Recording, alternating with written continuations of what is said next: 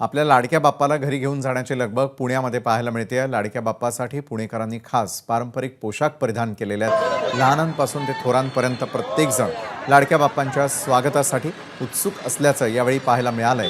तर वडिलोपार्जित परंपरा पुढे चालवणाऱ्या या कुटुंबांशी बातचीत केली आहे आमच्या प्रतिनिधीने।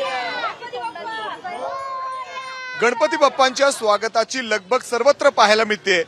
बाप्पा कधी एकदा घरी येतात अशी ओढ सगळ्यांना लागलेली आहे आणि त्यामुळे बाप्पांच्या स्वागतासाठी या ठिकाणी हे कुटुंब आपण जर बघितलं तर संपूर्ण पारंपरिक पद्धतीने या ठिकाणी पोशाख घालून आलेले आहे आणि बाप्पांना घरी घेऊन चाललेले आहेत। लहान मुलं देखील जर आपण बघितलं तर अक्षरशः एकदम पारंपरिक पद्धतीने या ठिकाणी घालून आलेले आहेत आणि खूप सुंदर हे कुटुंब आहे।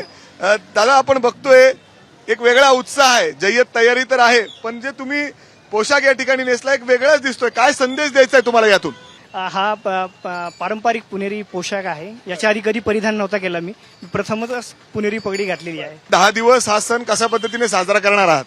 घरी सगळे पारंपरिक गोष्टी होतात, सगळे नातेवाईक येतात, सगळे एकत्र येतात। ह्याच्यापेक्षा चांगली गोष्ट काहीच नाही आहे। त्यातून गणपती बाप्पा घरी येणार म्हटले सगळे आनंदमय, लहान मुलं वगैरे सगळे खूप उत्सुक आहेत। हे काय आहे तुझ्या हातात आणि गळ्यात? घंटी आणि हे काय? टाळ। मग काय तयारी केली, काय सजवलंय घरी, डेकोरेशन केलंय का? कोण येणार आहे घरी?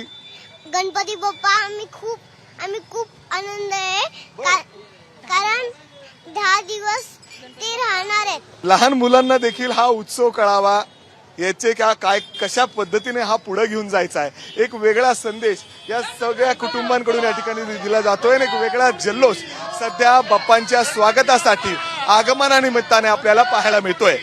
कॅमेरामॅन विजय राऊतसह मी मिकी घई, एबीपी माझा पुणे।